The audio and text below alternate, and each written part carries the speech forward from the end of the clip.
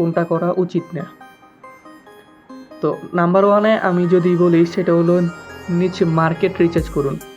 নিজে আপনি আপনার পছন্দের একটা নিশ বা আপনি কী নিয়ে কাজ করতে চান ওইটা নিয়ে মার্কেট সিলেক্ট করুন, কোন মার্কেটে এই ধরনের কাজগুলো বেশি হয়।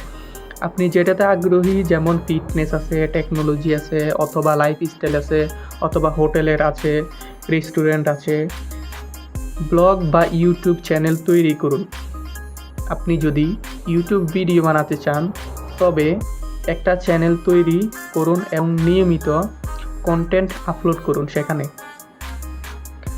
কন্টেন্ট আপলোড করার পর আমি আপনাদের বলবো একটি কন্টেন্ট ক্যালেন্ডার বা রুটিন কিভাবে তৈরি করবেন, তার উপর ভিত্তি করে আপনি সবসময় কাজ করতে পারেন বা কাজ শুরু করে দিতে পারেন।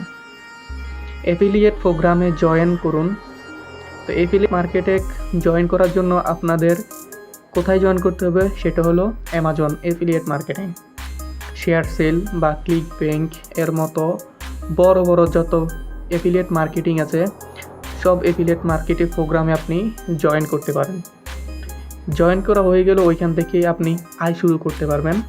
তো আয় শুরু করার পরবর্তীতে কিছু ধাপ আছে। যেহেতু আপনার সাইট বা চ্যানেল তৈরি হয়ে গেছে, এখন আপনি কিভাবে সেগুলা প্রচার করবেন বা কিভাবে সেগুলা আয়ের জন্য প্রস্তুত হবেন, এর জন্য কিছু আপনাকে টিপস থাকতে হবে।